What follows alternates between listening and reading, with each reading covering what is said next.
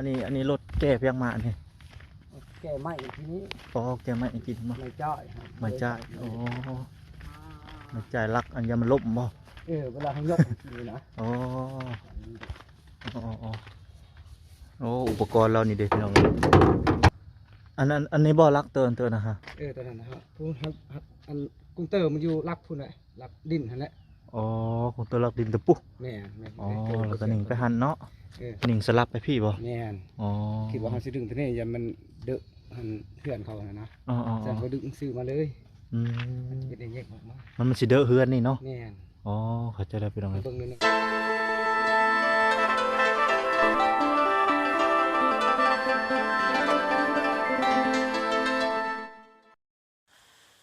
น้องพี่น้องเปิดพับมาสลับพับมาตอนนี้ก็อยู่ที่ป่าที่ดอนคือเก่าคือเดิมน้องพี่น้องเนาะเนื่องจากทางไอ้แก้วน้องพี่น้องเพิ่นก็ได้พยายามมองแต่เช้าพุ่นเนาะก็สำเร็จ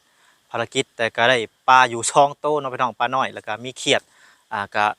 ประมาณ 6-7 โตเนาะก็เพิ่นก็สิไว้ย่างให้ลูกให้เต้าเพิ่นนั่นแหละเพิ่นก็หาอยู่หากินเนาะตามมื้อตามเวลาเพิ่นนั่นแหละพี่น้องเนาะเอาพี่น้องเอ้ยมื้อนี้ก็เข้ามาอัปเดตเรื่องไฟฟ้าก่อนเนาะไฟฟ้าทางน้องอเบยเพิ่นว่าไปฮอดคันใดแล้วเนาะก็เห็น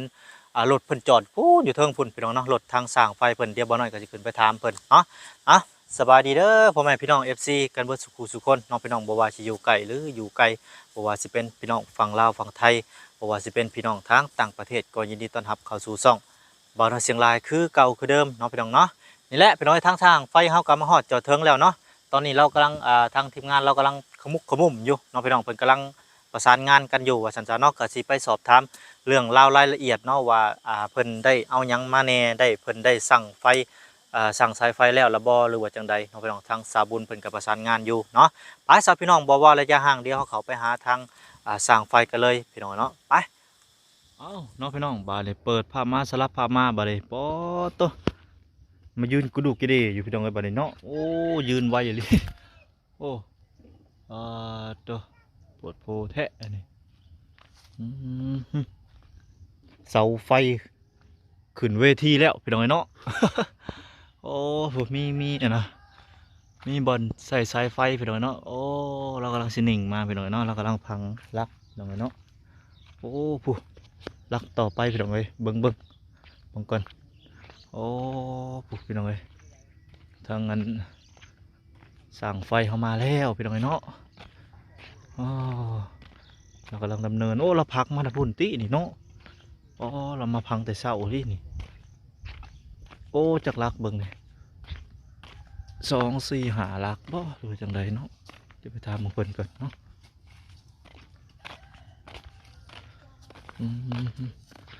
มาแล้วมาฟังแล้วไปดูเนาะสบายดีเด้อ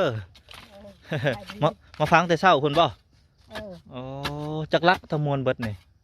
5 ลักบ่โอ้ยังไงมาแล้วสั่งไฟเข้ามาแล้วไปดูไง ตะมวน5 ลักมันบ่ห่างบ่หรือว่าพอดีบ่ซ้ำนี่บ่พอดีโอ้บ่พอดีนะบ่เคยใส่นะจ๊ะเนาะมาจะมาคุดในเพิ่นบ่หรือได้มาขับจ้างเพิ่นบ่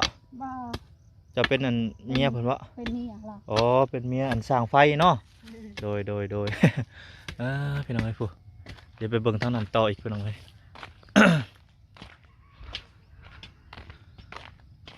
ก็ได้2 ลัก 3 ลักตัวนี้เนาะพี่น้องนี่ อย่าไปเบิ่งก่อน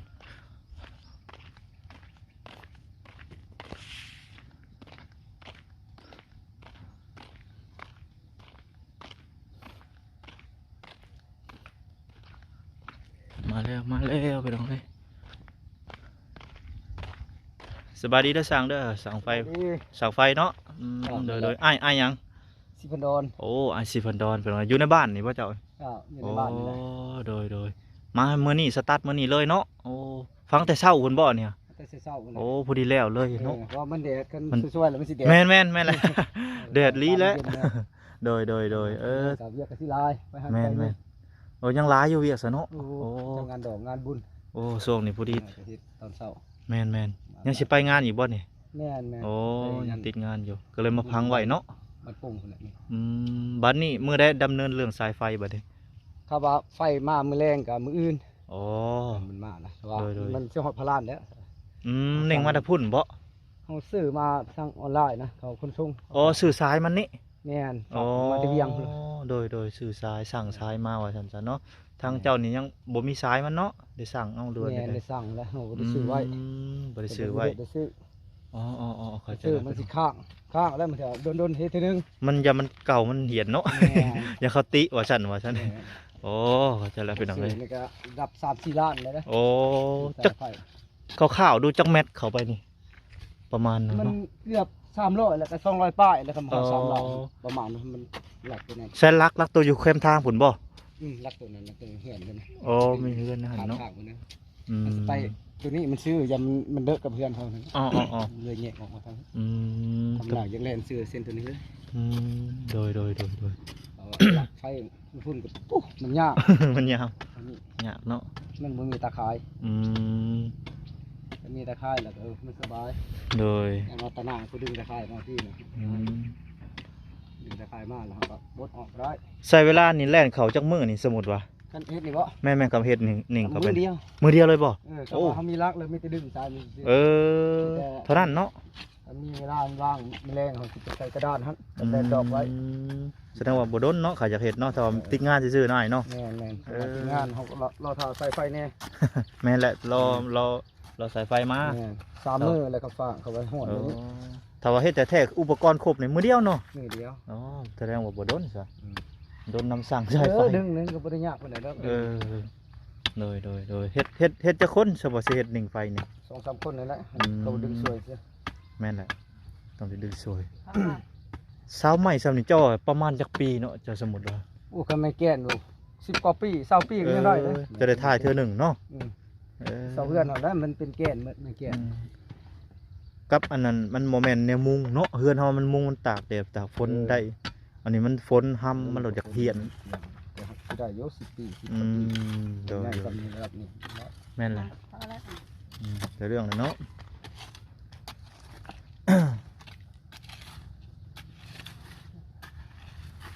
แล้วบ้านนี้รักพุ่นมาโอ้ใหม่อย่างนี้ตอนนั้นมาแดงบ่ ไม่แดง อ๋อ ไม่จิ อันนี้ ไม่แดงก็ไม่แดง ไฟอย่างใหม่ทางปลายหน่อยหนึ่ง แล้วมันบริสุทธิ์ทาง โดยอันนี้รถแก้เพียงมาอันนี้ แก่ไม่ทีนี้ อ๋อแก้ไม่กินมา ไม่จ่าย ไม่จ่ายโอ้ไม่จ่ายรักอันยามันลบบ่ เวลาเขายกนี่นะ อ๋อโอ้อุปกรณ์เรานี่เด็กพี่น้องเพิ่นเอิ้นว่าหยังก่อนนี่ฮะ อันนี้ล่อมัน คิงล้ออันนี้เด้เพิ่นเอิ้นหยัง บุรี ลังบุรีอ๋อโดย ลงไปใส่รักนี่ อันนี้บ่รักเตือนนะฮะ ตอนนั้นนะฮะพูนอันกุ้งเตอร์มันอยู่รักพูนเลยรักดินนั่นแหละ อ๋อ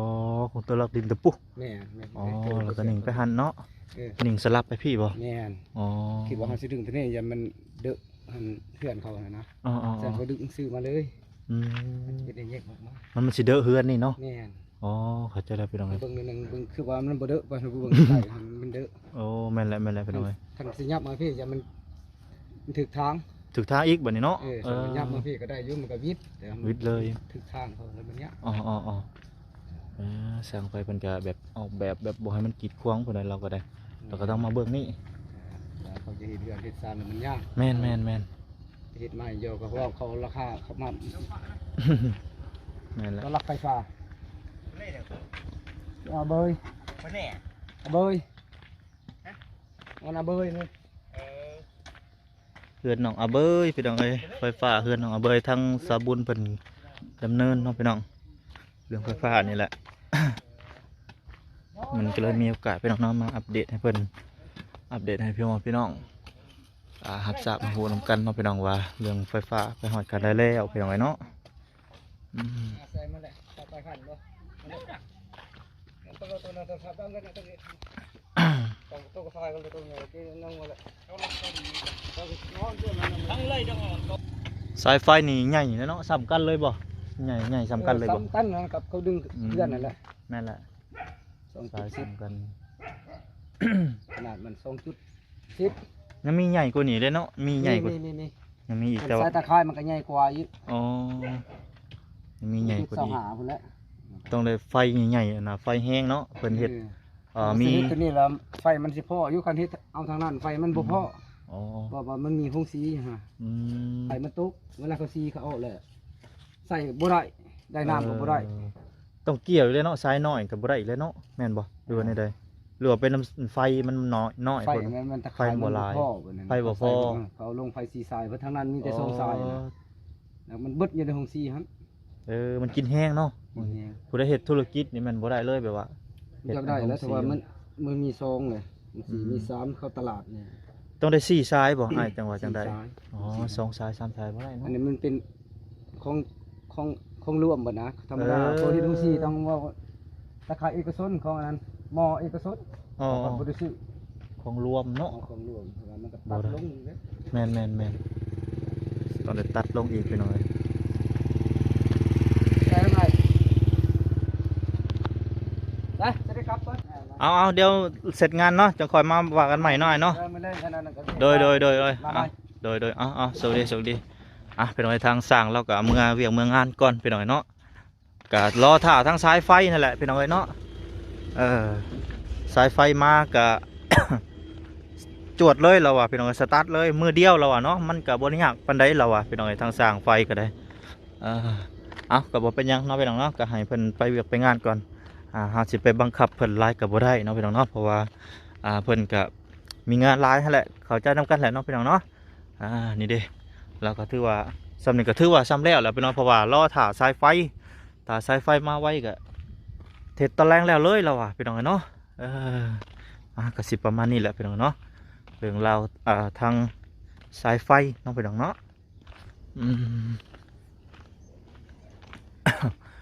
สายไฟเบยว่าสันๆเนาะแต่ว่า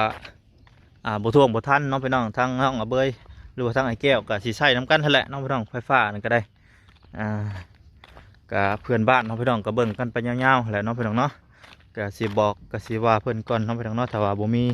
เรื่องราวเข้ามาก็สิให้เพิ่นใช้น้ำกันไปก่อน สากโทรศัพท์ไฟพัดลมน้องไปน้องยามนี้ก็เป็นยามร้อน